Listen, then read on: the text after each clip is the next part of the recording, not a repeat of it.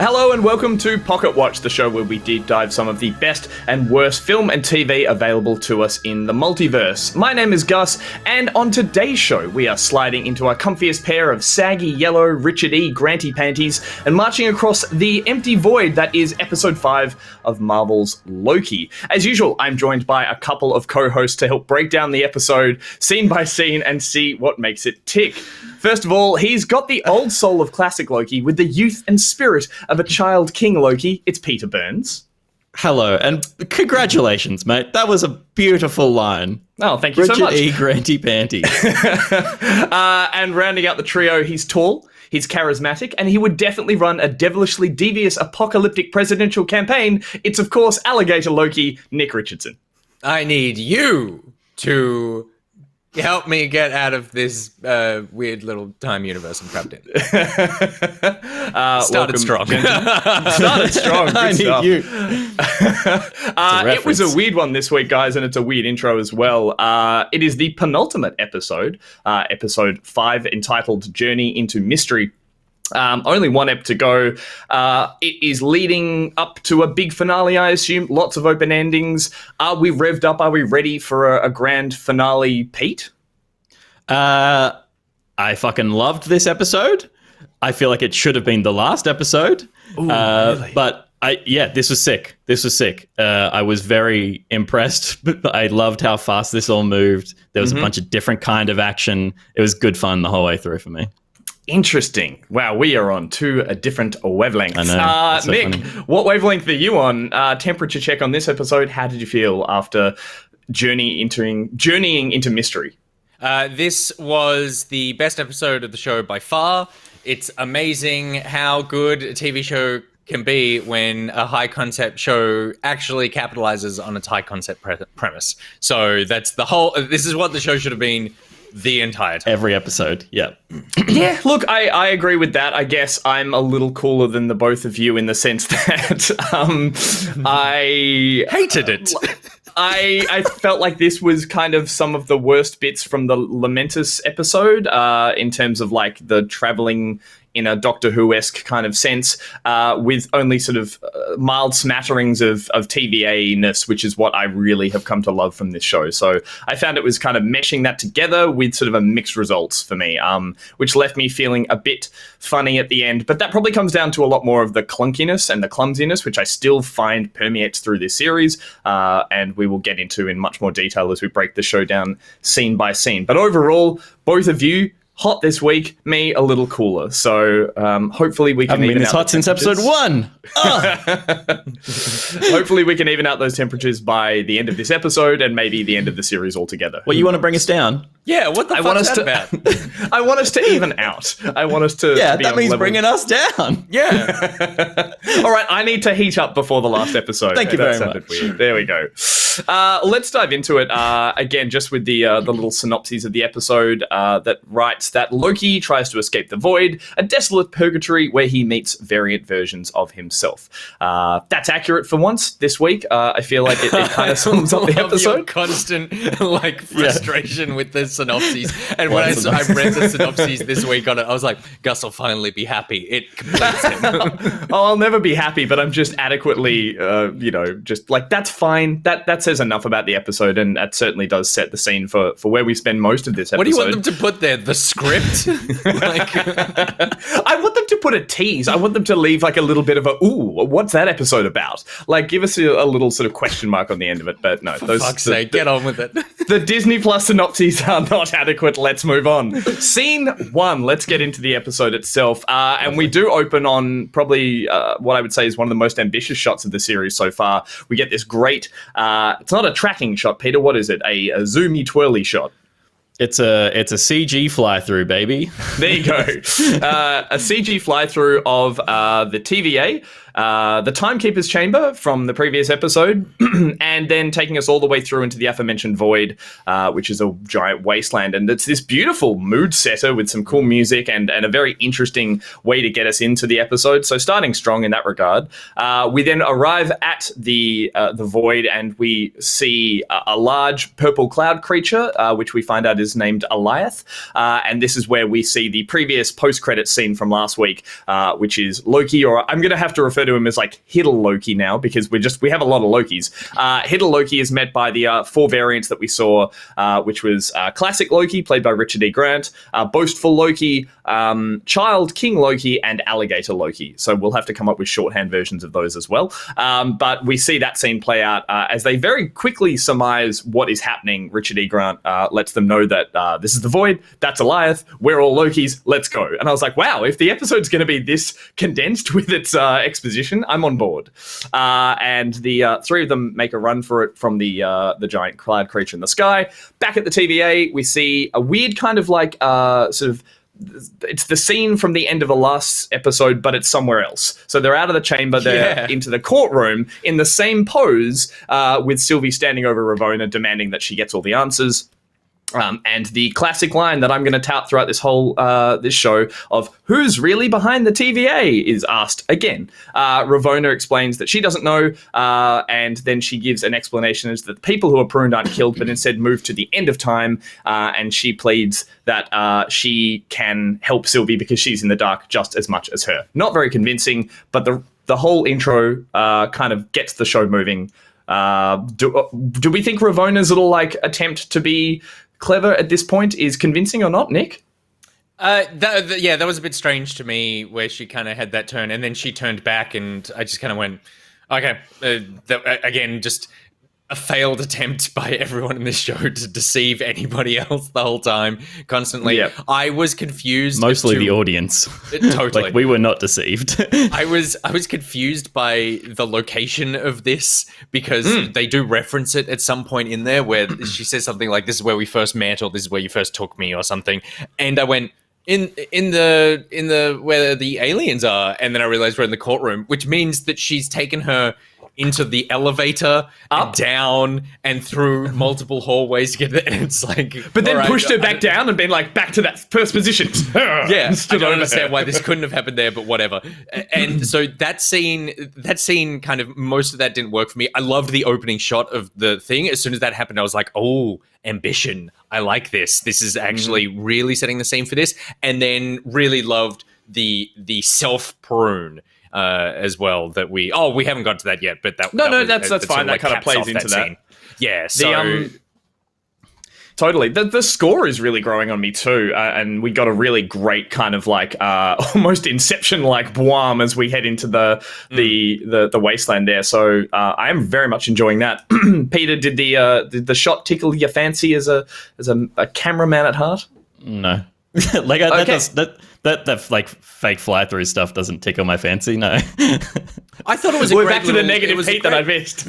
I think like what it did as a shot, at least it had a purpose, and the purpose was to go, hey, the TVA is business as usual. They don't realize that upstairs the head of their god is lying on the ground. Exactly. So that was effective as a concept for sure. But yeah, like I don't get excited by shots like that. I love that you bring that up though, because I love that idea as well. It's like telling the, visual storytelling, which would be even more effective had it not been preceded by previously on, and they like jam all the story in, and then it's like the person who created or storyboarded that shot is like, great, all my work is just undone by the idea of you like ham-fisted this kind of like wrap up beforehand that hopefully people skipped. But yeah, a really ambitious way to start the episode, and I thought it was quite nice. And then again, that scene with between Sylvie and Ravonna, it's kind of a strange standoff. One thing that's important is that Sylvie takes Ravonna's tempad as well. Yep. She demands that, which I imagine is, the ultimate modded version of a tempad at some stage. And then we head back to the Void, and we meet. We continue to see the other Lokis, the multiple Lokis that are traveling through the wasteland. They're all running, and we get some nice little comedy acting from Hidden Loki, and I would say the last of it in this episode, as he kind of demands to know what's going on, and he kind of cracks it at them. And I want to take measures on like how you guys feel about how Hiddleston acts through a lot of this episode, because it was totally another roller coaster for me. But I at least appreciated him cracking it there and not being led on and just saying, what the hell is going on? Especially considering there's an alligator with them as well. And they give us kind of the same description. What are our feelings on the Loki variants at this point? They're varied. They're very varied. I always feel a bit bad criticizing kids when they act. I wasn't a huge fan of the kid in this. I think that the Child Loki is also in like Young Avengers. There's a whole Child Loki goes on and has like real presence in the comics. I wasn't a huge fan of just what this kid does, and mainly whenever kids try to act really superior, then I always find it quite difficult to take, because I go, oh, I can see what you're doing. You're trying to act tough as opposed to actually having any sort of gravitas. But a huge fan of Alligator Loki, and of course, Granty Panties Loki is fantastic that we actually get to see a reveal that looked quite weak at the end, I would say, of the last episode, seeing Richard E. Grant like an old man in that costume start running around and stuff. I was like, no, they know what they're doing with this, and I'm on board. It almost heightens his acting abilities. Like if you saw people running around in old Shakespearean outfits that by today's standards, or like what they would have made, the way they would have made like in literal Shakespearean times, men had to play the women's part, so they looked very silly, but they could still act really well. And again, Richard E. Grant, fantastic actor. Yeah, it definitely gives him permission. The outfit gives him permission to be really theatrical. Yeah. And I feel like, and he totally plays this theatrically. He's way too big for TV acting in this whole thing, but it works because of the outfit and because of the idea of this multi-dimensional. It's like, oh, he's just come from a very theatrical place. Totally. So for me, it all landed really well. There's a scene where he laughs at something Loki says, and he sort of kicks his cape up in the air, then like falls back in his chair. He does it so the people in the back row enjoyed that scene. Like, yeah, totally. Yeah. I really liked the little ensemble. I hear your criticisms of the child, Nick. You're always really critical of children. You're always really critical of children. No, I liked the dynamic. I like that, like, we understand that they're all the same character at their core, but they all have their own personalities. And I think that came through, which is, I think, a difficult thing to establish when there's literally 5 of the same character on screen. Totally. You get a free pass with one being an alligator because they can do whatever it wants, and you're like, oh, look at that. So much personality. I think it outacted a couple of them. I agree with Nick. But yeah, it's tough, especially considering that in that time we're meant to learn that like they are kind of following Kid Loki, who is a king of sorts, and they're like, as the pecking order goes, he's at the top of it, so to speak. Especially having boastful Loki, who you would think is the more powerful of all of them. He's in servitude of King Loki as well. Yeah, I also love the premise that it sets up. It's again a piece of lore for Lokis, of the idea that they're just so good at surviving. It's like anyone that's a variant gets sent here, but there's so many Lokis around because that's just a core part of this personality, is that they can just find a way to survive. That's a good which I thought was a really beautiful like setup for this really dreary world, and it's why he is everywhere, which is cool. Yeah, we do get a line from Richard E. Grant there, Granty Panties, who does say, like, we're Lokis, we survive, that's what we do, we survive. And they are scuttling around like cockroaches. Something I thought that I would hope they would really play into further along the episode, which I don't think they did. I think Richard E. Grant had a really good chance to be this, like, really somber version of... Oh, we get a little bit of it later on, but, yeah, playing into that idea that Lokis just survive at any cost. And in this case, it's by building a bowling alley bunker that they all go and quickly crawl into. Not before we get a small little Easter egg on the the shot that travels down into the bunker itself. Did anyone pick up what was in the jar? Well, there's actually quite about the world. It's interesting that there's all these big vessels and stuff lying around, ships and buildings from all over different parts of the world. As they climb into the bunker, there's the Thanos helicopter. So it's like in some universe, Thanos is like maybe not buff, but he has bunch of military equipment, maybe. Kind of looked like a Vietnam-esque military war, like especially with it being all spray painted Apocalypse Now kind of style. But yeah, if anyone does any research on that and can understand what Thanos the helicopter was flying around with that. Yeah, I know about that one, which I don't know for myself, but I did some research, and it is a thing in it's a Spider-Man comic. Thanos gets a helicopter that you like. Is that the description? Because if that's it, that's a better synopsis than Disney have on their episodes. Have you read issue 38? Thanos gets a helicopter. It is classic old comic stuff where you go, way to completely undercut the gravity of your villain. I know this won't play for the audience, but just have a look in the Back Pocket Live Chat Slack channel, because I did put a picture of it in there and you will enjoy it. And anyone can go just look up Thanos helicopter Spider-Man and he just... saying drat. Yeah, it's just so weak. But guess I did spot the frog. Yes. Correct. It is Frog Thor, I believe, which I did a bit of research too, and apparently is another variation of heroes. As we've seen that like Marvel has done everything with all their heroes. You got zombie versions of them, and yeah, apparently there was a Frog Thor at one point, which was cool as a nice little cameo or a little Easter egg on the way down there. And that's before we revealed where they have been hiding out in this kind of bunker, and that's where they've all been scuttling away to survive from not the Void, from Alligator, which is the large creature out there. Moving on. We head back to the courtroom, and that's where the scene that Nikki mentioned earlier on, we have before the self-pruning, we get this kind of Mexican standoff where it's Ravonna and Sylvia and Miss Minute are all in there, as Ravonna and Miss Minute are stalling, essentially, by trying to work out where Loki and everyone who's been pruned is, which is something that no one's really thought about. And essentially we get a little kind of explainer that they deduce that hiding behind or near the Void would be similar to hiding near an apocalypse, because essentially it's a large apocalyptic event. And this is, of course, at the end of time, as she's previously mentioned. So that's the best idea of where they are. However, there is the Void there, and whoever is behind the TVA, again, that's what they're always asking, is behind said Void, which I think is also kind of Alligator in this case. The Void is at the end of time, so Alligator is the Void? Alligator exists in the Void as the cleanup crew, basically. The Void is the location they're in, and Alligator is the guard dog to the which big is why I bad got in the location. Well, I bring it up because I got a little confused, because then they talk about how to get through the Void, and then they talk about the idea that Ravonna or Miss Minute suggests a Void spacecraft, which they could use to get through it if they could travel to the end of time. This turns out to be another red herring of sorts that they are using to essentially stall while the TVA hunters turn up. Apparently, there is no Void spacecraft, a ship designed to be able to survive traveling through the Void. So that's a weird kind of like bait and switch again, where you're like, oh, okay, they're throwing around sort of Mr. X. And the hunters arrive. Sylvia and Ravonna have another little standoff at that point, basically kind of question each other's motives of being like, well, you know, you're the bad guy. No, I'm not the bad guy. I'm just doing what's right. You know, a little bit of banter back and forth before Sylvie self-prunes, which is a great scene in the sense that all the guards are like, oh. And then Ravonna's like, we can do that?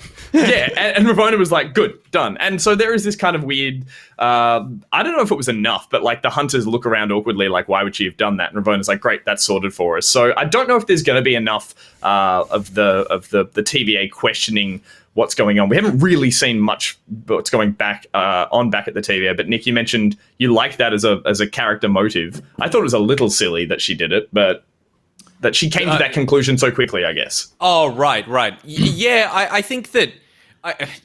potentially, but I think that we kind of needed that to just get there. I think that a lot of the problem with the show is that particularly the Sylvie character just takes forever to do things. She's supposed to be this completely brilliant time traveling, like surviving apocalypse hero style thing, but ever since we've been introduced to her as a named character, she's basically done nothing. So the fact that she just made a really active decision as opposed to a very passive thing that seems to have been happening most of the time, I was just like, yeah, cool, like let's let's keep going and get out of here now. Unlike you, I was like, I'm ready to be out of the TVA. I want to go somewhere else. So look, I was the reason that was the case. I like the TVA when it's used for the purpose of characters having, little tete-a-tetes and arguments and debates and stuff like that. So once those characters are left from that location, it does lose a lot of its magic. I guess I was just a little unconvinced in the way that it's like, what their plan was to get to the Void using a spaceship, but then it looks like the Tempad might be able to get you there and back. There was never a plan, and that pruning is a way to get there as well. So it starts to get muddled for me there a little bit. But I think part of what doesn't work about it is this, like, they're trying to pretend for the audience that these people are going to be working together, even though we kind of know that then that is not going to work, or we need to trust that they trust each other within half a second of fighting each other to the death. And I think for the audience, it should have played more that we know Ravonna is stalling. We know Ravonna is trying to find a way to pull the rug out from underneath Sylvie. And Sylvie knows that as well. And they're just using each other for the bits of information that they can eke from each other in this moment. And that's what did happen, but it didn't play out that way. It was, and so it almost needed to play out with like the baton in her back, like the whole time she's looking up the information, like, come on, get me the files, let's work this out. It's that they kind of had a little, okay, we're friends, and I'll sit down over here while you do your thing. It played out, it was staged awkwardly, that there was a little kind of like, I trust you, I don't trust you.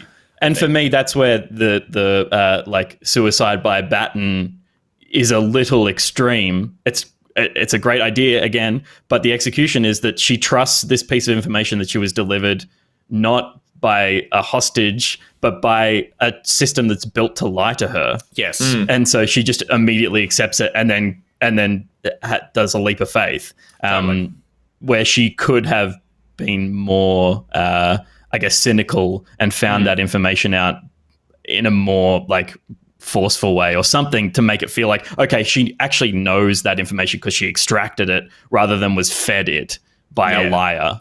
Yeah, potentially. And yes, I totally agree with all that. I think that you could potentially do something like you see another character self-prune as though you understand that now they're doing that. They know it's like quote unquote safe or something. She did kind of go, oh, you're telling me that this gun actually doesn't kill me when I shoot myself in the head? Cool. Right. But I definitely overlooked it because I was like, cool, like, stop. Totally. And for me, again, it was just about moving this thing forward, and moved it so far. It was sick. And like the other question, I was like, do the Tempads travel? Why doesn't the stick? She's still holding that. It's like just because the Tempad was in her pocket, it comes with it. It's like there's all this bullshit that you like that. You know, it's all these plot holes you have to go. Whatever. We can't get bogged down in that now. No, we're enjoying this too much. We hated last week. That's where we're allowed to get bogged down in that. Let it roll, baby. I want to stay on the baton theory here. No, we're moving on. Moving on, indeed, we head back to the bunker in the Void where the variants are all sitting around, basically explaining their origins. We've got boastful Loki talking about how he became. What was his story? He says something along the lines of he's like, I killed Thor or something. No, I can't. No, Child Loki killed Thor. Loki killed Thor. Richard E. Grant has that beautiful story about how he and sets himself up as the magic wielding Loki. Amazing about how he got to that moment in Avengers where Thanos breaks his neck. But instead of being there, he sent a powerful illusion and tricked Thanos into thinking that was real. And he scarpered. He ran and hid on a planet. He transformed himself into some garbage. Which is lovely. You're right, because it's like he did such a powerful illusion. He was so amazing at it. Meanwhile, he pretended to be a pile of rags or something, which like plays into the sort of like the duality of his character being so grandiose but such a cockroach at the same time. And Pete, as you said, like that whole story about he missed people at the end, like he got lonely, which is touching. Yeah. Well, and I think that that's very true of the Loki character all the time, which is like very much like a child, where you go, they want everything and they want to be in control, but really the reason they're doing all that is because they just want to be loved. And that obviously goes back to the fact that like not actually from the planet, orphan, all that sort of stuff. And you go, so constantly looking for love. So even when he's an old man and he disappears by himself, he's like, ultimately, I can't be alone, even though I pretend to hate everybody. And you're right. It's that thing that, like, when it's dressed up in his power wieldingness of being like, I want to be all powerful. I want to be loved by my servants and by people who have to worship me. Like, that's the exact same thing as I went and lived in solitude on a planet and I missed people missing. I wanted to know if they missed me. And it's for a less selfish reason then, because he misses them as well. But it shows that it's like, it runs throughout all of his kind of motives. It's always the idea of wanting to be loved, whether or not it is him being the antagonist wielding the MacGuffin, or whether it's him just being sad and missing his brother. So it's you're right. It's a lovely moment and a chance for him to really like stretch his acting chops. And another interesting thing that it sets up is that we've had this Loki do all that, live that life, eventually got pruned when he decided to come off the planet that he was hiding on, and was sent here, and being here has found more of himself to hang out with. And just that is enough for him to basically give up on the idea of fighting back. We've got our Loki there who's got some fire under him because he wants to do something about this problem, and everyone else is resigned to being like, well, we're stuck here forever. And have decided that it's okay because they've got a bit of themselves here to interact with, but still are more defeated even than what they were when he was alone on that planet. He's just like, there's nothing we can do about it, and has really kind of given up the fight. It's poetic, and then coming to the conclusion that they are the god of outcasts, I thought was really lovely as well. Like, not the god of mischief, not the one in control, but they are quite literally the ones left out to dry at the end of it, which is, it's a lovely Shakespearean kind of arc for these characters, or for this sort of constantly this tragic character. Hidden Loki, meanwhile, isn't convinced, and still, as you said, Pete, has a bit of fire under his feet, and he's convinced that because he's met Sylvie, a female Loki, who wants to take down the TVA, he is motivated by that in some way or another, and his plan is to kill Alligator. He deduces that because it's alive, it can be killed, and then we get that beautiful moment where Richard E. Grant disappears in a cape and then is sitting down. I actually am with you. I looked at it. I was like, did he magically sit down? But it's like, no, he just did it so well. And they all laugh him out of there. And this is where we start to get a little bit of the wonky Hidden Loki acting. I think some of his, some of the way it's filmed, I don't want to get bogged down in this. Obviously, you guys don't either. But, he has great lines to deliver. And sometimes they're just shot in a continual shot. So you don't get the dramatic, he's such an interesting looking character and actor and person that I feel like it could have been punched up with a few interesting angles and stuff. But it's just, he stands there and does this line. It's like, and that's why I need you to come along with me. And it's like, I'm not feeling it sometimes. It's weird. I really like Tom Hiddleston, but I was starting to get this kind of panto acting again that we've seen in previous episodes. And them all laughing him out, kind of similar. Yeah, and part of that is how theatrical all of this show is. And like we were talking about last week or the week before, in the time loop, it's like they're locking the camera off a little wider and kind of letting it play out like stage blocking as opposed to in-camera blocking and really filmic blocking. So I totally hear that. It's like he's delivering this he's trying to get rally the troops basically, and it's like in this kind of mid it's wider than a mid for sure. It's kind of got like a 3-shot of the people on the couch and the kids off camera, but it's like he's doing this grandiose, and typically in any of the Avengers films or something, if someone's given a speech, there's a push up to their face as they're he's like, that's America's ass, and it comes right up and you see Chris Evans comes right up to his ass. Yeah, exactly.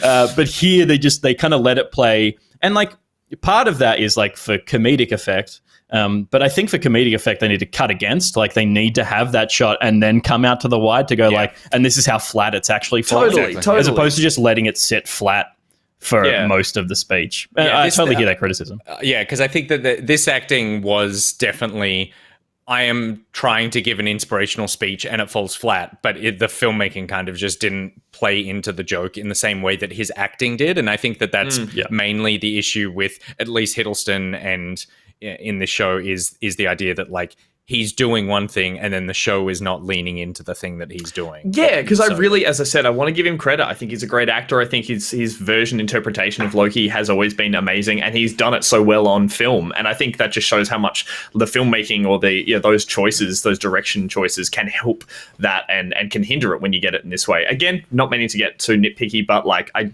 have seen it progressively throughout the series and this episode as well. Moving on from my squabbles, he then storms out of the bunker where he is met at the top of the entrance by, I'm going to call him Presidential Loki, I guess. Really deep voice Loki. I think in the subtitles he's called President Loki. Okay, there we go. President Loki. And again, a great little line of him being like, this really is a nightmare, which is fun because I do love the idea of just getting bombarded by, Lokis from every angle. So we get the reveal of that character there with all his goons. Leaving that scene, we meet Sylvie again, who is now awoken in the void. She wakes up and leaves this sort of, broken bus. And as she steps out of the bus or kicks her way out of the bus, she's instantly chased by Eliath, the big purple cloud from earlier, and she makes her escape on foot, briefly connecting with the cloud in a little cool Zack Snyder slow down moment where she touches the cloud, uses a little bit of her green enchanting magic, and we get a quick little flash scene of a manor, of a villa, of a mansion somewhere that is obviously foreshadowing what's coming later in the episode. She continues her running on foot, and luckily she is picked up by Mobius, of all people, who turns up in a pizza delivery car, and the two make a hasty escape. Mobius turning up like this, probably not as heroic as I would have hoped, to be honest. I don't know what you guys thought. I feel like he made such a dramatic exit from the show in the previous episode that I wanted this to be a bit more of a who could it be moment. And I guess it's more of a who else could it be moment. Yeah, I don't know. This totally played for me in terms of it was exactly the kind of weird thing that Owen Wilson would do, which is turn up in a car with a pizza delivery car sort of thing. I had no issues with this. I was confused for a second. The only thing about this scene that was a bit confusing for me was her little connecting with Eliath, and getting a vision. I was like, I'm not quite sure what just happened. It almost felt like someone spliced a scene in there and didn't notice, because I went, I just didn't make that connection. But that's fine, because later on she explained she saw the vision. So no, I was just happy to see Mobius again. I think my one criticism of this is that Mobius kind of turns up and doesn't really do much and then disappears at the end of the episode. So I think I'm probably giving it the criticism based on his whole appearance in the episode that we'll get to later on. But turns up, picks up Sylvie, and they start making an escape. And back in the bunker, we get a fun little scene that plays off between President. I have some notes of that. Yeah, sure. Sorry, go for it. Yeah, please. This is the ugliest sequence in the whole show. This purple cloud on a grey planet. Shot on Earth. The grader didn't know what to fucking do. It's like the shots of her running in the field are just like, oh my god, what are they? It's just mud. It's so bad. It's weird because I really like the location of the void, the way they've done it. There's some scenes later on that I feel are really cool. There's almost like Scottish moors mixed with, apocalyptic elements scattered around it, and an off color to the sky and stuff. I thought it was subtle enough. It was far more subtle than your Lamentus moon, which by the end I was just like, I'm so sick of this backlot, this fake set. This at least felt grounded. And so, I didn't really notice there in that scene particularly, but it's I think the planet is really cool. The void, grade is really cool. It's just when they introduce this big purple tempest spilling that across everything, it just was lost. They get it right later, but in this moment here, it's like, what happened? There's a camera op somewhere going that's not going on the CV. And I also loved, it's great to have Owen Wilson back, and I love that they put him in a stupid car with a pizza on a springy board on the roof. It just is so not his character. Yeah. But it just shows that car isn't him, but the resourcefulness of him, and to give us that little nod that he's clever enough to survive at least this long as well. And obviously he needs help to get out. He's not a Loki, but he's got some grit that has meant that he's survived the Tempest for longer than most would or do. Maybe I'm sad he didn't turn up on a jet ski. But maybe that's saving for the final episode. I'm just saying, could have been a cute That's post moment. credits. That's post credits final episode. That being said, No, that's escape scene final episode. That's Rusty old jet ski. With the Elia thing, I was like, big, threatening for sure, but doesn't seem to really move from that expanse in the middle of the location. If you can just run out of there, you're fine. It goes to where the biggest disruptions are. It was my understanding of it. That's why they summon a ship. Yeah, totally. It comes so in it is straight attracted after to that. Yeah, but it was more like there seems to be, once you get to the bowling alley and stuff, like if you could get there, then you're fine. If you could get like underground in the city, there are scenes where like Richard E. Grant and Mobius are just sitting down having a drink, and I'm like, they're not really being hunted by this all-consuming cloud everywhere. So it's Nick, like if you could just get away from that, you're good.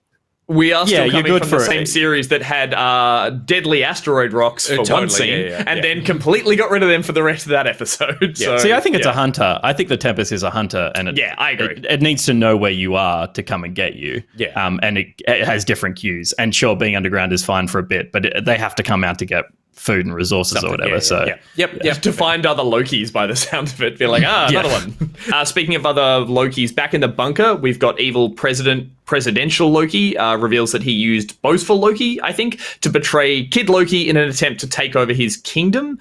So I'm assuming, therefore, it's kind of like there's a power struggle. And however, in typical Loki fashion, he then betrays boastful Loki before discovering that his own army of marauders plan to betray him. And in that process, Hidden Loki is totally unimpressed. He's unsurprised that this is what Lokis do, and all the chaos breaks loose as presidential Loki then loses a hand. Croc Loki takes a bite, he loses his hand, and then the trio of Croc, Kid, Old Man, and Hidden Loki all make their escape in the middle of a big, I want to call it like a Warner Brothers style fighting cloud. You know, those old ones where they all just jumped in and just started punching each other. And that's probably emphasized by the fact that, again, Hidden Loki gives some of his worst panto acting we've seen, where he tries to tiptoe his way through the fight.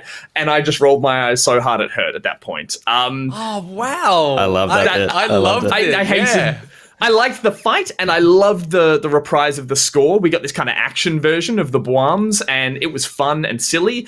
Everyone else was fun and silly, but like at one point, Hidden Loki literally in the middle of it just goes, puts his hands on his hips, and I was like, this is dumb. This looks dumb. For me, I think it works because Hidden Loki at that moment becomes me.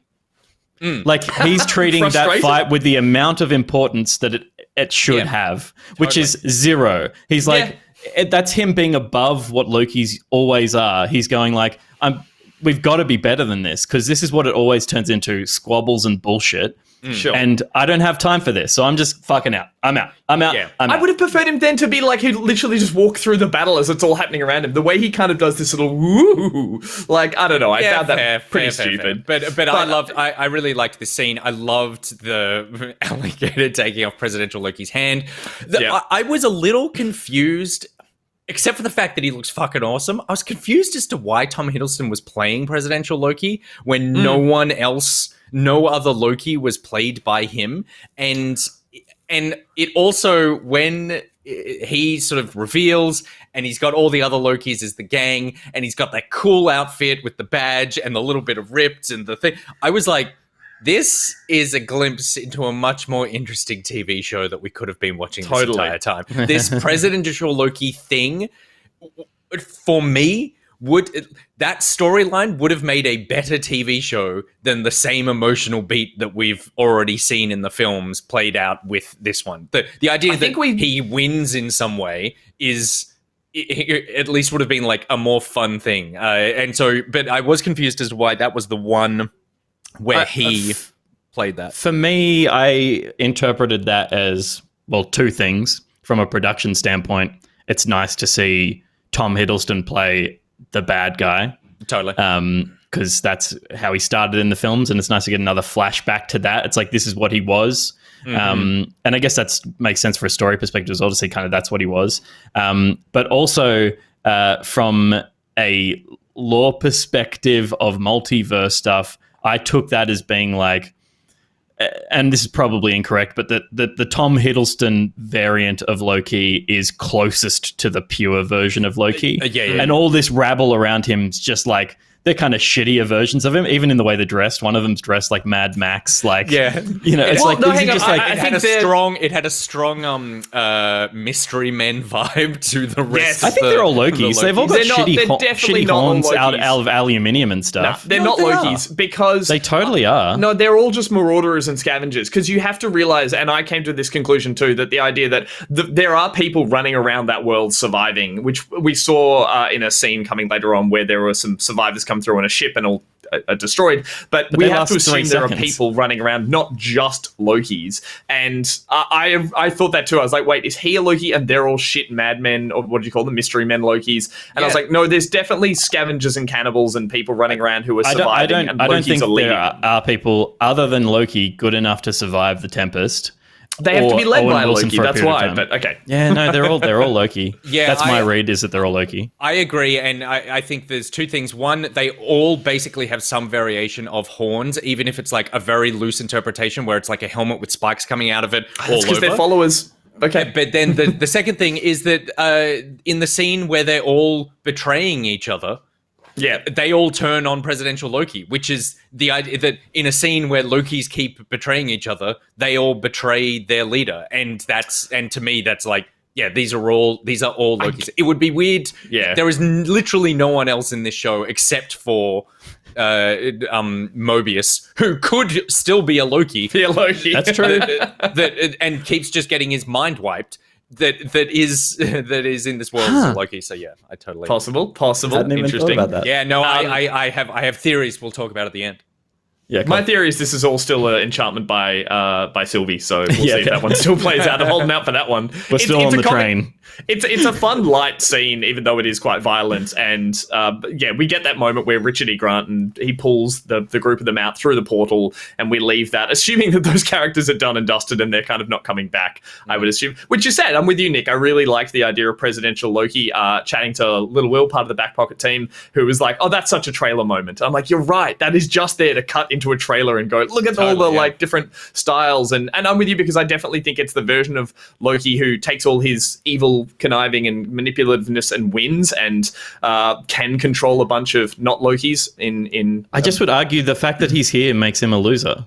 He's already lost. Oh yeah, the whole time he is still a loser. He's king of the losers, this presidential Loki, which is like, to me is the exact same character that's in Avengers. He's he's leading this army of bug losers. Well, thankfully, we head out of that scene and leave all the losers in the basement and the bunker. And on our way out, we get a nice little line from Richard E. Grant Loki, who admits that the Lokis are all broken. I think that was a really nice way to put it. And they continue to betray each other. And same thing with Child Loki says, as long as we keep backstabbing each other, which is a realization we've all come to, and we know Hidden Loki has come to, but it's nice to see that they're continually tortured by that. And then somehow Hidden Loki convinces them, as they're out of options, that he needs to, or they need to help him kill Alliath. That is the plan. Off they march to kill the big purple cloud in the sky. Back with Sylvie and Mobius, they have a little moment as they're driving away from the cloud as well to discuss each other's motives and who's the good guy, who's the bad guy, that kind of thing, and eventually finding a middle ground of sorts. We know these characters should like each other, and they've shown that, I guess, so far in the small interactions they've had. They haven't had many, but I feel like they're the ones that would be nice to each other, and that comes to a head very quickly, I think, in the car. And then I was unconvinced by this, but Sylvie then is convinced that the only way to get to whoever's behind the TVA, that's what she says, is to go back through Alliath, back through the cloud. And Mobius takes very little convincing for this and goes, okay, and turns around. That's in his nature, I guess, but I thought that was a bit stupid. I don't know if you guys found that as grating as I did. I didn't. I think that from the Mobius perspective, his arc has been that he's had control. He's had so much control, and then last episode he lost it all. He realized that he'd been working on lies, and he doesn't know anything. And like, rather than having falling to hubris and trying to maintain whatever power he had, he has accepted that he's on the side of knowing nothing. So he's, I think, willing to bend to the Loki ideas, because he's seen that they've been more correct than him in the past. So I wasn't surprised that he was like, okay, Sylvie, you got a good idea. of all characters to do that with a smile in a kind of McConaughey way of just like, I'm just going with the flow, man. Like, whatever's going to happen is going to happen, I guess. Of all characters to do it, he makes the most sense. Also, he's secretly a Loki, so he's just going to go all right, okay. Well, I guess it does work well to get all our characters back together because we get the Lokis reach Alliath, or they see Alliath from a hilltop, and they witness it very hastily destroy a ship, a pruned warship that arrives equipped with cannons and soldiers and all that kind of stuff, and they're just completely wiped out, and they come to the conclusion that they need a better plan because Loki loses all confidence in his plan, and that's when Mobius and Sylvie arrive to a very befuddled Hiddle Loki, and I say that because there's just a couple of those lines that needed trimming. They turn around and go, what is that? A car? It's slowing down. What are they doing? The car's coming here. I'm like, what is going on? Again, that's the editing scene that the editor will not put on their reel, Peter, where he just snip a line. Just have the car turn up behind them. I don't know. It's the little things that bug me in this show, clearly. And we get a reunion of sorts where Sylvie approaches and the three have a very short reunion, I should say, because they are then introduced to the variants. Sylvie is unimpressed with their plan to kill it and instead convinces them all of her plan, which is to enchant it, which is what we saw earlier on where she connected with it to a degree and works out that I can enchant the whole cloud and work out what to do from there. I found a lot of these moments of characters meeting. The reason I had problems with this episode was that not that they were contrived, but that they didn't have enough gravitas. I feel like he runs to her shore, but I didn't want them to embrace. I just wanted them to be more like, this is crazy. How are we meeting each other? Blah, blah, blah. It just seems like it's pushing forward for the sake of the story. And I guess that's why you were liking it, Pete, and Nick, even to an extent, but it just wasn't working for me at this stage. Yes, it's like, just keep moving, guys. Good. Like, I don't need to see them have more sitting down next to the rail lines conversations that lead nowhere. Guess what's coming next? Well, but I think the next conversation actually is a good better performed and better written. Yeah. So I think that one's a worthy one, and they don't waste time here going like, I need to tell you that I love you. Like, it's just keep moving. Yeah. I guess I just wanted it to be a little more surprising that the car turns up, not this turnaround awkward, it clumsily turns up. Same thing with Mobius in the car the first time. I just think there are moments for some real... Your real issue is the car. That's the car. I have all car-based issues. Yeah. If they're riding on a lion, Loki... Yeah, exactly. I did really like a line that was delivered when Sylvie questions that they're like, this was a stupid plan. And you get the variants all kind of at the same time go like, yeah, we weren't convinced. We didn't know what was going on. And I wanted a little bit more of that because, again, I think they all played really well together. Just having them all together in one spot is nice. And we see that later on when they all come together in that scene. But Nick, you liked the car? I have no feelings about the car, and I just want to move on to the next scene. I know. I wanted you to be like, tell me what's wrong with the car. I will say the USS Eldridge was a real ship, and it was like it was. Did it go missing? No. Oh, it didn't. There were just bullshit rumors about it being a stealth ship and being like having cloaking devices, and there was always propaganda, lie, whatever. The ship is still, we know exactly where it is. It was decommissioned and is in a port somewhere just rotting. But I don't think they sunk it. It's actually a Loki. Well, it's actually a Loki. But I guess the version of the ship that arrives here did have stealth technology, and that was a variation on the correct timeline and got brought across here. Totally. So missing. I think that is the reference there. Yeah. Thank you. All the car talk made me forget that we were actually talking about a really big scene here, which was that. I loved this. I think that a lot of this episode is where they threw the budget, which is why we returned to the library 47 times in the last 5 episodes or whatever. I thought the whole ship being consumed thing was really cool. Great look at the power of Alliath, and also really good reactions from everyone just watching, being like, oh shit. Like, we did not think this through.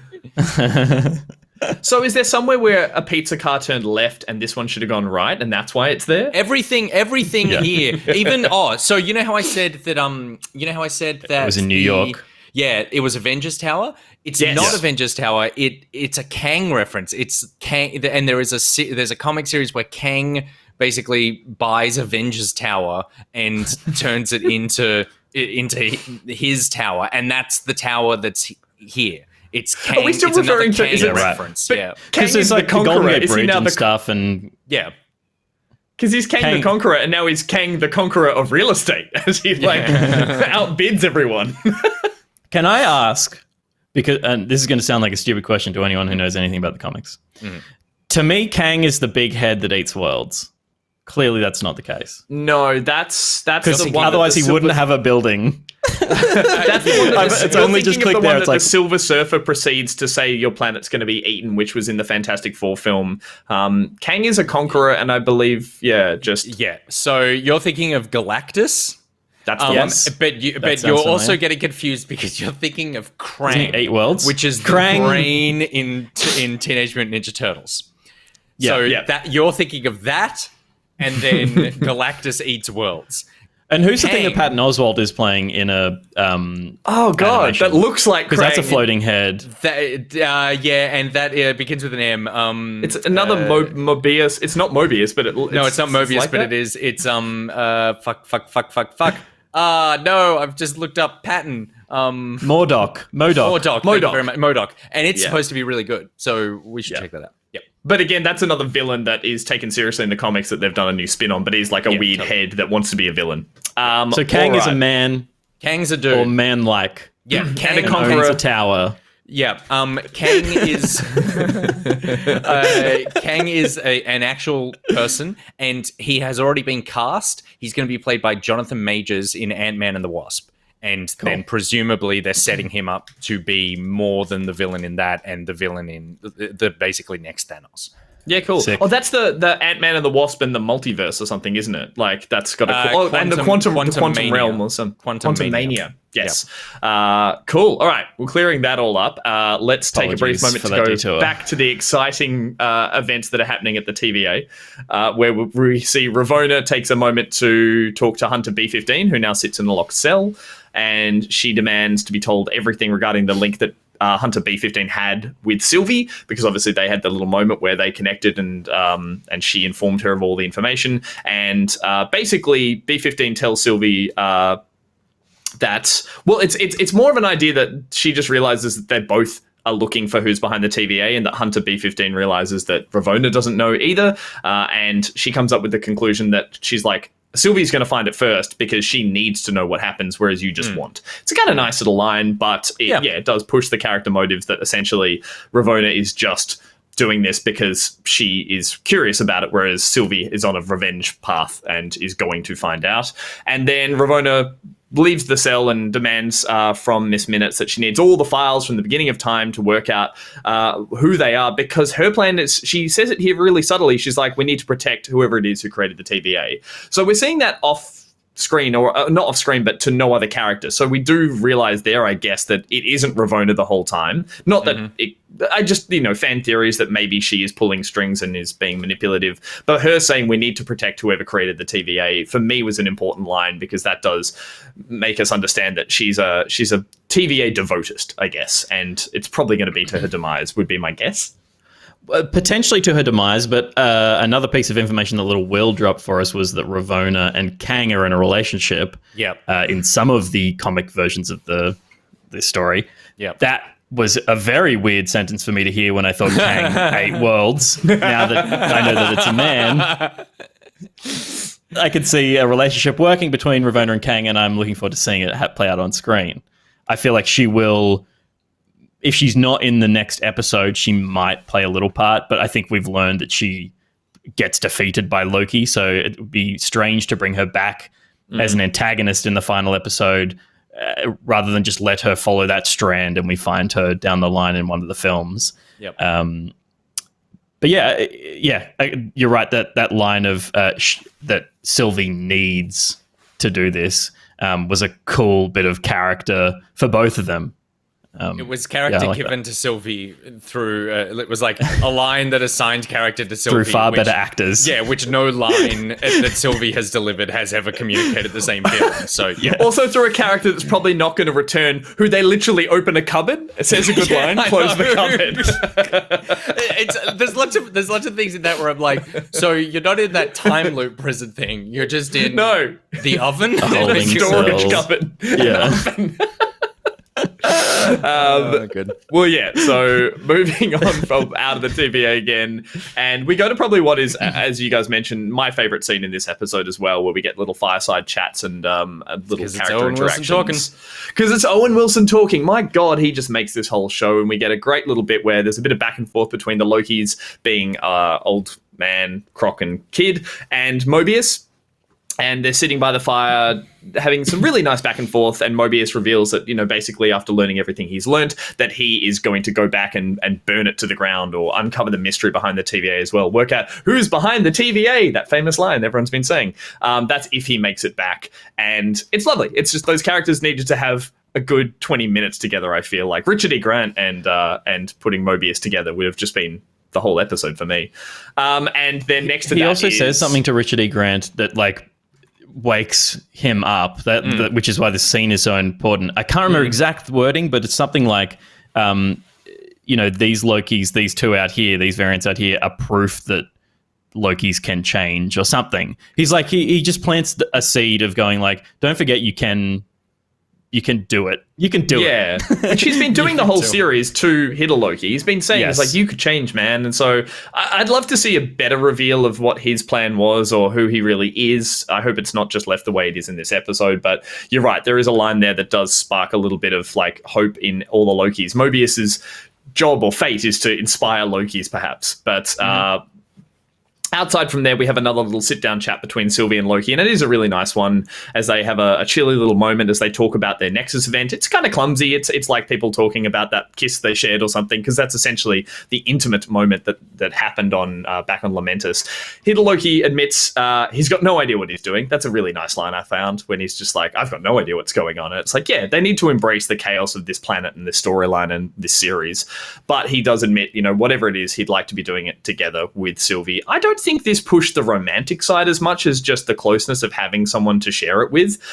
We do get a bit where he pulls the old conjure a blanket move, which I've been known to do from time to time, and a way to get, close to each other. But it didn't feel it didn't feel slimy for me. It felt like he wants to be near someone, and himself in this case works well. Did you guys, because people are getting weird, people are calling it self-cessed or something, where it's like, it's not freaking me out or anything. No, at this stage. This scene definitely, I feel like, put the well, it's interesting. I feel like the scene put the kibosh on the relationship, because if you were ever going to have a moment where being sexual, where that happens, it would be here, where it's at the end of, or where you almost feel like you're going to be. This is the moment where it's like the characters come together because this could be their last chance. So, in storytelling perspective, it makes sense for that to happen. However, from a plot perspective, I still think there is the thing of the spike that happened in the timelines when they simply held hands. That's a weird, I don't know, that's just a bit of a weird thing to have in there, unless it was just they wrote it in because it's the only way that they could find those characters. To then go, well, a way to destroy this whole timeline thing is for us to sexually penetrate each other, because that would explode the universe. So, oh God! So there's still so I think there's still, like, if they kissed, then it might because also there's been the thing, even though we hated it, the scene in the train where they're talking about what is love, and then Loki says love is a dagger, goes on that thing, and then he's like, I really thought I had it there. Actually, that scene then works, even though it doesn't work in and of itself, if the thing that brings down everything is them kissing. Because that would be, love is actually the weapon that they use to destroy the TVA and this universe and everything, is if they kiss. It's also, I think, that potentially something that has to happen in order to close off all these characters so that you can move out, like when we go forward with the films, it's not like, oh yeah, I wonder what Loki's doing with Sylvie in this parallel dimension that could come back at any point. Like, you kind of want to time bomb this whole universe so that and have him either be thrown from it all from the wreckage so he can still be in these films or be in these stories. But you're right, that we can't have too many threads. I guess the only other thing I want to know about, that you bring up a good point with the Nexus event that they were starting on Lamentus, like the idea that was some weird event that's never happened before. Like, clearly variants have met each other, and for it to spike like that is significant. And I wouldn't put it past the show to just use that as a device to say that's how we found them. But that does then raise a question, which I hope is answered in some way or another, hopefully next episode, that is there some difference? Are they just two Lokis who like each other? Or is there something that the TVA is trying to hide here that maybe they're not? I don't want it to be the, oh, we can now sleep with each other moment where they realize they're not both Lokis. But I do wonder, there's the Sylvie spin, there's the, yes, she's from Asgard, but is there something that they're hiding from them both, which is, when revealed, maybe makes that relationship justifiable or something? I don't have the answer to that. I hope don't not, because know if I I'd be need happy. Sylvie as a character to die at the end of this series. So fair enough. I need her to not suffer the little death after sex. She needs to suffer the big death. Oh God. Well, anyway, that's just my hope as well, because we didn't get a justification for all the splitting timelines at the beginning or at episode 2 when Sylvie herself set off all the events with all the bombs. Remember, that was a little plot thread that just wasn't tied up nicely, so maybe this isn't addressed. We'll see as we go ahead. But yeah, it's a nice moment, and it might be their last, who knows? Like for me, it's like it played out really beautifully. It was very intimate.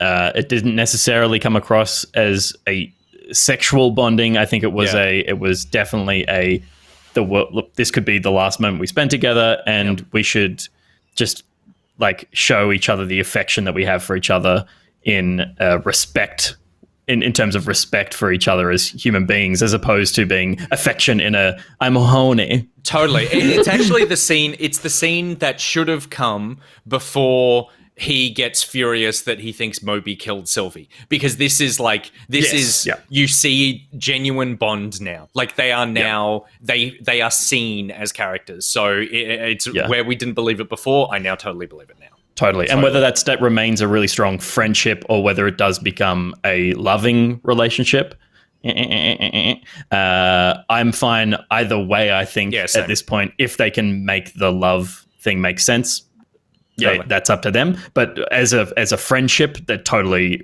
is believable to me now. Yep, definitely. And just, as a final point on that, I feel like these characters interacting with each other, I would have still liked to hear more from Kid Loki and from Boastful Loki and all that. I feel like these characters all being together could have made up more of the meat of the episode. I feel like, going back to the bunker and having all that stuff, while fun, I wanted more of this. I feel like this is where the show really shines, and it was a bit short for me in the sense that we then get the, let's call it the blanket ripped out from under us as we then very jarringly head to the final fight of the episode, which, again, just a little cinematography thing. They just kind of jump to them all standing on a hill yelling, and it was this weirdly shot scene where they stand along a hillside screaming their motivation. Sylvie outlines the thing we all fucking know by this point. She's like, my plan is to go and kill the cloud by making a link with it, by touching it like the link I made earlier on. And it was just like, I don't know what that was. And then she screams, and we can all say this together, she screams, who's behind the TVA? It's like, we know, that's what you're trying to find. I found it very laborious at that stage. I'll blast through these last little notes of what happens in that scene, and then we can discuss what we think about it. The Loki variants inform that they want to stay. Richard E. Grant, Croc, and Kid are like, we're going to stay here. This is where we live. Mobius is given the tempad that was stolen from Ravonna earlier on, and he uses that to escape, or he's given that to escape. Loki is then given Kid Loki, or King Loki's sword, which he chucks on his back. Kind of looks cool. It was a good little moment. Mobius then leaves, but not before rather what I would call an undercooked farewell. He says that he plans to burn the TVA to the ground. Thanks for giving me a spark. And then they hug as friends, which is sweet, I guess. And Mobius then whispers over the shoulder to Sylvie that she's his favorite. A very nice little Owen Wilson moment before he heads out, hopefully not for the last time. The two then march down the hill and approach Eliath, not before then saying on their walk down there what their plan is. We get it. You're going to find out who's behind the TVA. Here, Loki dramatically plans to sacrifice himself by distracting the creature, but he does basically the Dr. Alan Grant move from Jurassic Park, which is he just waves a flare to the left of the big monster that wants to eat them. And I found that kind of amusing. It doesn't really work for that long because it then redirects its attention back to Sylvie. And fortunately, we then see old man Richard E. Granty Panties turns up and creates a much bigger distraction using his enchanting or his conjuring powers, I should say, and creates an entire replication of Asgard, which just distracts the creature long enough in this sort of cool, large, budget-blowing scene. And in the process of that, he kind of realizes he's doomed. He laughs in the face of the creature, and he is ultimately destroyed. And then Loki returns to Sylvie, and they bond together, or they hold hands, I should say, to create that enchanted link to the Cloud. They managed to successfully do it, stunning the Cloud, moving through the void, killing Eliath, stopping Eliath, whatever it is, Deus Ex Machining their way through the Cloud and revealing the mansion/manor that we saw earlier on in her little flash forward, which was obviously where the final event of the episode will take place, and the two make their way towards it, still holding hands, which is kind of sweet. End scene. It's better than the one on Lamentus, but it still wasn't my favorite. What did you guys think of this climactic scene? I really liked basically everything that happened here. I think that it was the right amount of build of action that we got. I think that there was some really good character stuff. I'll preface this by saying I'm still annoyed that we're just repeating the same emotional journey that Loki's had, but when he gets given the sword, I really like that moment. I'm sure that sword has so many comic book implications, but totally. Loki traditionally fights with daggers, which are like a stealthy, underhanded, secret, backstabby weapon, and then he gets given a sword, which is like a hero's weapon, and that's it lights on fire. You can't be stealthy with that. I liked that as being this sort of transition of him going, I'm now the hero, as opposed to like the little guy that runs around in the shadows. I loved Richard E. Grant coming out here and doing his so I want to see the behind the scenes of that classically trained actor standing on a green screen set, just like trying not to have a hernia as he just pushes things out of his hands. And it's something that gives him meaning as well, that this is his sacrifice that he gives. It gives him purpose, and the whole building of Asgard was awesome. Like the fact he is this powerful, and that was wild. There's definitely tones of Ride of the Valkyries playing through that as well. Like totally, the melody, I think, is in the bass line there. Yeah. No, it was so I really loved that. And the enchanting thing, I think, was a bit underwhelming for me because it kind of it was the only part of this that was underwhelming, because as I was watching it, what it actually made me think of was any hacker movie where they're about to be caught, but they're trying to download the file before someone walks in, or upload the file, and that's what this was. It was just like, how quickly can I upload my enchantment to this creature before it gets to me? And I was very aware of like, to just like squeeze harder. It's like and it was just like keep willing it, and it's kind of like I don't know how you visually show that, but it was a bit like, all right, you'll get there. There was never any doubt that you'll get there. So but that was the only thing. There was one thing that I was a little confused by. It might just be how Eliath works, and maybe it happened on the ship, but when it consumed old man Loki, his cape actually like frittered away in pieces behind him as Eliath was coming towards him. So I don't know if that's something that Eliath was doing, but it almost looked, there was a part of me where I was like, is something else happening here where he's actually disintegrating? It was almost like Thanos Snappy disintegrating with his cape and stuff, and it might have just been like the force of Eliath's whatever, but the fact that it was happening to his cape first as opposed to the front of him made it look like maybe something else was happening. But he's being clicked from behind while something like that, like frizzled from the front. It should be the front stuff that starts doing that first. Yeah. I mean, maybe could have just looked cool. A cool effect. Yeah, and I think that's probably what it totally is. I was just like, oh, I wonder if something else is going on there, and that was like, I'm thinking 3 levels deep here, but I think it would be very unsatisfying if that was the case. Because clearly the idea of this Tempest is like, sure, there's this head, but it's not really. That's not a beast. It's just an illusion. It's the mummy face in the sandstorm. And speaking of, I did love seing an illusion try to eat another illusion and then get frustrated that there was nothing. It's like rah. The effects in this scene are fucking great. Like it looks amazing. Yeah. There wasn't a shot that I was like, oh, that's a bad effect. It was like there are effects that justify some good hair flicking, chest puffing from Hiddleston, I think. Finally. Totally. I think a brilliantly worthy sacrifice. It's hard to stick a sacrifice in a show like this. And Richard E. Grant, I think, earned it this whole episode. And all the writing for his character was so great. And that scene was like, oh man, to make me care about you in half an hour. Let's be honest. I think we all probably predicted that. But his slow walk look back, I could have used a bit. I know this is petty. I could have used a bit of a scrambling moment of like, should I go back, or not even should I go back? Just should have run back up in the pizza car. He should have turned up in the pizza car. No, that's the weirdest note. You've gotten more picky the longer the series goes on. That's true. That is very true. Half frame more scrambling thought. Yeah, I reckon it would have sold the moment.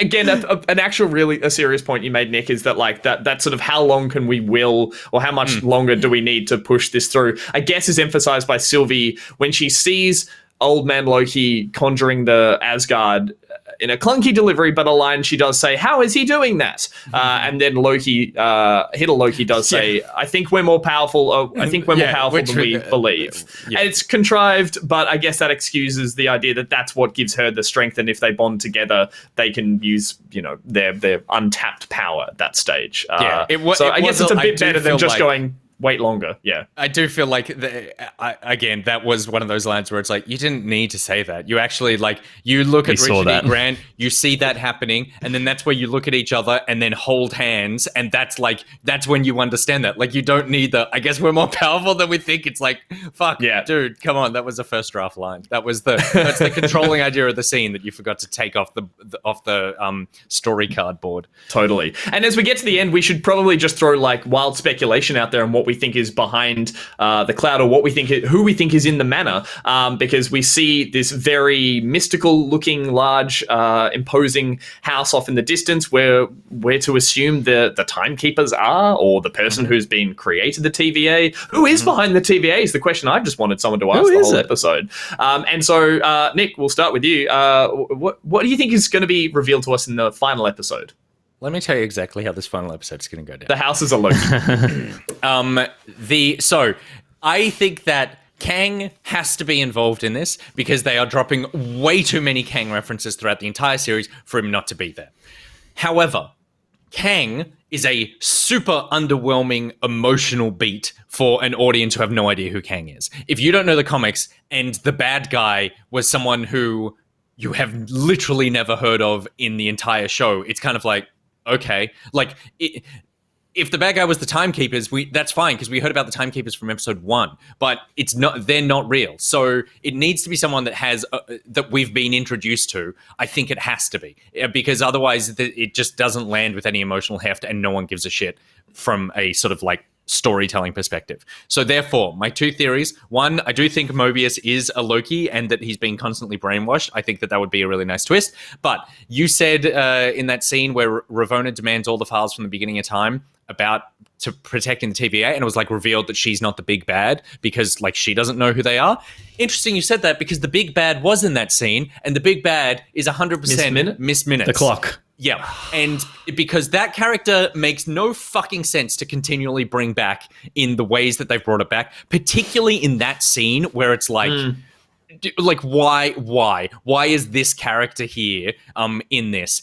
She is probably, and so I think that Kang has created her and she runs the TVA. So then Miss Minute would be an amazing ultimate villain reveal. And then at the end, behind that, you see, Kang. So Kang's the big bad, but the one who's actually been manipulating everything in the show is this character that we got introduced in the first 5 minutes of the first episode, which is exactly how you want to foreshadow your villain. Episode 6. I think you're spot on with the idea of whatever we get revealed with next week has to be a misdirect at the beginning. It has to be like we're meant to, as the audience, expect it to be even more grandiose and villainous if we were to follow a traditional comic book. But the way these stories are told is that it has to be, what? It's who? And they walk into the room, they open the door, and it is Miss Minute sitting there, or it is a child who's like, "Hello, you found me," or something. It's like it's got to be the thing that they all go, "Wait a minute, this can't be right," and then it is extrapolated. Benedict Cumberbatch. Well, this is the thing. I wonder if you could be right, not that it is him, but it could be like a famous Avenger. It's Captain America, and then it's Miss Minute just transforming into other things and stuff like that. Like, it's got to be a moment that hits in a way that makes you go like, holy shit, this is the reveal. And like, it will eventually come out in the wash in that episode that it's something a little more, I guess, traditional in terms of a big bad, like a Kang or like someone pulling the strings. But that scene of them entering, the fact that it is a villainous, imposing looking structure, it therefore has to be the most undercut, left turn of a scene when they open the door and look in the throne room. So that's a really interesting one. Pete, any other theories of who you think it could be? Again, I think they should have just left it here, because I can't imagine being excited by what's on the other side of that veil and like left it to like, to me, it like that's the multiverse, like that's the quantum realm shit, right? Isn't that what we're seeing in the background? Like, does that not connect to Ant-Man, Doctor Strange to now already? Yes. And like that's where that thread could connect back up, and these two characters could appear in one of the mainline films. Obviously going to do a bit more storytelling because there's one more episode to go. I don't know what's going to happen. Because I was down on this show through the middle of it, even the tease at the end of last week that this limbo realm existed, I was like, they're not going to do anything good with it. I was proven wrong. I really love what they did this episode, so I hope I'm proven wrong again next week and they do something really cool. That's like, it's a haunted mansion on a hill in the middle of no space-time. It's like, there's so many cool high concept things that could happen that it could be really, really fun. You're ready to be disappointed. I think that this is the episode that needs to do all the heavy lifting, and it's the unfortunate thing about Marvel properties is that just before you get to the end of it, you realize you're actually just watching a trailer for the next thing you need to watch. And that this is setting up Ant-Man, it's setting up Doctor Strange, so this next episode feels like it's going to be much more that than character stuff, or the emotional journey of these characters, because I feel like we've basically finished off that arc. The only thing that I would like to see more of is if they go there and they confront whoever the villain is, and I would love it to be Miss Minutes because I think that would work really well. That you're flipping back and forth between this and hopefully Mobius back at the TVA, and they need to work together somehow. That he can do something, because it's like him just walk. If that was the end of him, of like, you were my favorite, and walk off into the thing, I would just be like so disappointed that that's the way that he goes out. Whereas he needs to, if he really is on their side now, he needs to go and, like he said, burn that place to the ground. Well, I wonder if, again, that ending is, as you said, apart from the reveal of who's pulling the strings. First of all, I should say as well, like, I've not watched a show that's asked the question, who's behind the curtain, so much. And so, like, even WandaVision was kind of like a what's going on with, like, dribs and drabs of kind of reveals and misdirects. And yes, I guess that even had a mid-season, it was this person all along. Whereas this show has kept it right to the last episode to quite literally be like, who could it be? Who could it be? So regardless of, even if it is Miss Minutes, I'll probably still be disappointed in some way or another, because I'll be like, it can't live up to the expectations that it's raised by asking that question so much. And also, my initial reaction is it's a clock. Who gives a fuck? It'll be a real clock though. That's like, like it's not the grandfather clock in the haunted mansion kind of thing. But it's also the idea. I think it'll be less a fight and more a conversation. Where they have been like this, explaining why the TVA exists, and then potentially there may not even be a fight. Like the fight might all be back at the TVA where Owen Wilson is going up against people or something there, and they're learning this information. They kiss, this universe explodes, and then we all wait for Ant-Man. That's where I was going with that. I definitely think maybe I don't know if they've learned their lesson from the big fight in the sky from WandaVision, but I think, having an actual battle of powers doesn't really work as well on these TV-sized versions of a Marvel story. And I think a battle of wits and conversation and would really hopefully make a more satisfying result. Whether that ends in something weird, like there's actually an agreement and Loki stays on to control the TVA and runs it, finds his happy ending there or something. It would be amazing if he just becomes a full-time bureaucrat. Well, I'd love something that does leave me going like, I did not see it ending that way versus, as you said, world explodes, he's, thrown clear from the wreckage and is left only with the lessons he's learned or something like that. Like, I feel, I don't know how satisfying they can do it, but I do suspect it will be less power-based and more manipulation. At least from a show about fucking Loki, I hope that's what it turns into. Cool. Agreed. Cool. Yep. All right. Well, that pretty much sums up the penultimate episode 5, and wraps up this episode of Pocket Watch. Thank you very much for watching, for listening. We'll be back next week to find the answers, hopefully, to all these questions, and therefore be disappointed by them, as the way this show's been going thus far. I can't wait for Pete to love it, hate it, and for me to feel the complete opposite way, and for Nick, for you to resolve whatever squabbles we have in the meantime. Thank you both for your time. You're welcome. Thank you very much, Angus. Remember, if you do enjoy this show and you are listening to it as a podcast, we'd really appreciate it if you guys could give us a review, or better yet, you could recommend this show to a friend, or any of the other content we do make as part of the Back Pocket team, where you can find all of that by heading to backpocket.gg. All the links are there. In the meantime, we'll catch you guys next week. Thanks for watching. Thanks for listening. We'll back it out. Goodbye. See you later.